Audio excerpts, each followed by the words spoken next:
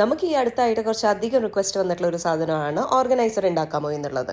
അപ്പോൾ ഞാൻ കരുതിയ ഒരു organiser cum best out of waste നമുക്ക് ചെയ്തെടുക്കാം എന്നുള്ളത്. അപ്പോൾ ഇതിനായിട്ട് ഞാൻ ഇവിടെ എടുത്തിട്ടുള്ള ഒരു പഴയ മിൽക്ക് ബോട്ടിലാണ്. അത് ഈ ഷേപ്പിൽ കട്ട് ചെയ്തെടുക്കുക. അതിനുശേഷമായിട്ട് ഗ്ലൂ ഗണ്ണ് യൂസ് ചെയ്തിട്ട് ഇതുപോലെയുള്ളൊരു കോട്ടൺ ത്രെഡ് അതിന് ചുറ്റുമായിട്ട് ചുറ്റിയെടുക്കുക, കംപ്ലീറ്റ് കവർ ചെയ്യുന്നത് പോലെ.